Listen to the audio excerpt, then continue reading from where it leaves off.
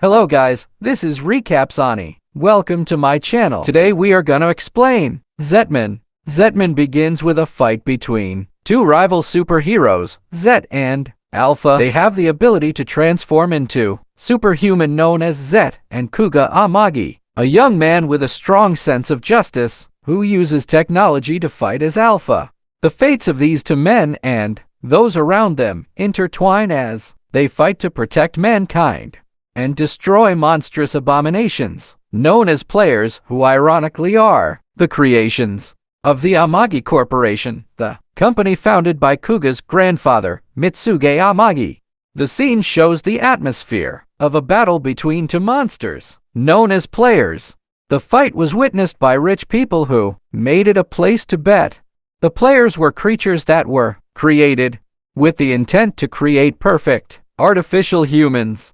The project became more than just creating the perfect artificial human. It became a hobby for the rich men to bet on them, gambling as they were pitted against other monsters to fight. That night, the players finally gained awareness and killed off everyone in sight. Because of this, many players feel that humans mistreated them and that they are far superior and deserve better. The scene then switches and shows two scientists arguing about their creation, a baby boy named Zet. One of these scientists, a man named Guru Kanzaki, wanted nothing more for Zet than to grow up as a normal human. So, he took Zet and ran away. Several years later, when the public was so familiar with the hero named Alphas, who was famous through television entertainment shows, the real danger was targeting them. In an incident that happened so fast, a man was killed in a public place. The police have yet to find a clue about the perpetrator's identity.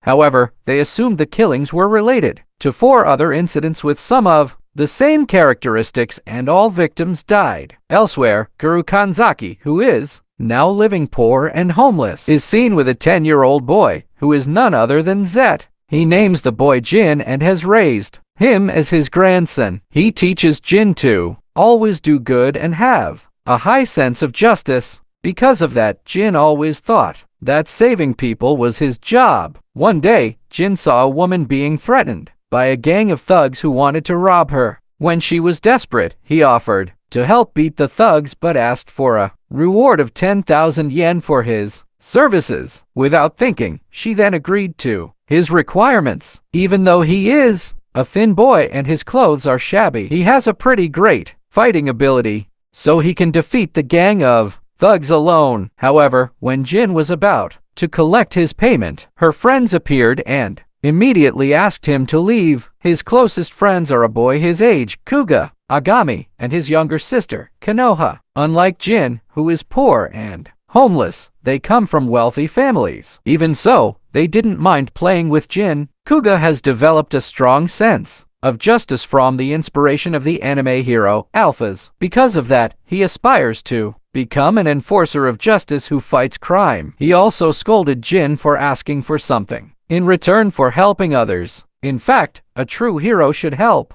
others selflessly. But Jin said he was forced to ask for something in return because he needed money. Jin, who realized Konoha was embarrassed by her bandaged wrist, told her that his hand was also bandaged. Jin then removed the bandage and showed a ring embedded in his hand. He said that his grandfather asked him to always keep the ring's existence a secret from anyone, but he showed it to Kuga and Konoha because they were his friends. When he was about to return to his residence, Jin again met the woman he was helping, giving him 10,000 yen and a business card. Her name is Akemi Kawakami. She told him that he could contact her anytime if he needed help. Then he thanked her and rushed to meet his grandfather. He rushed to meet his grandfather, who seemed to be dying in a pool of his own blood due to an attack incident that occurred moments before. He panicked and then tried to ask a doctor who lived nearby for help, but he was simply rejected because he had no money. Jin then tried to contact Kuga, but Kuga's cell phone was seized and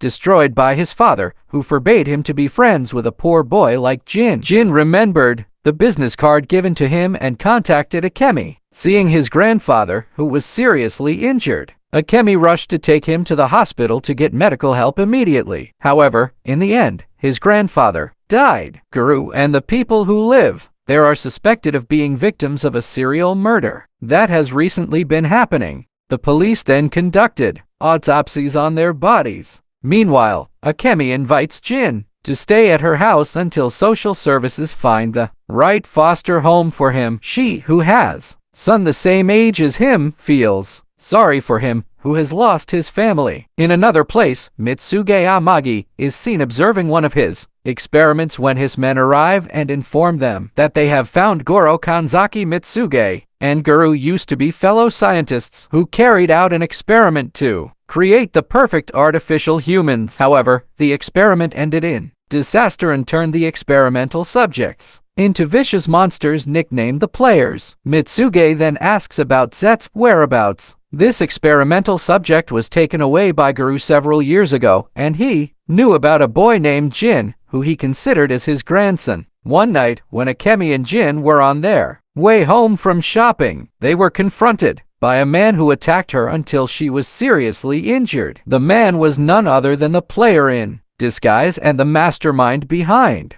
the recent series of murders. Jin, who can no longer contain his anger when the man injured her, awakens his hidden power as Zet and can easily defeat the player. However, Jin immediately lost consciousness after using his power. Not long after, a man named Seiji Heightenai arrives and seems interested in him. Seiji is one of the evil creatures similar to the players but a higher-ranked class. They follow the rules of their organization and avoid needless killing. The next day, Jin wakes up in the hospital, relieved to know that Akemi's life has been saved, and there the episode 1 end. Thank you for watching till the end. I hope you liked the video. Make sure you subscribe our channel to get more entertaining videos, and comment below what you want to watch next.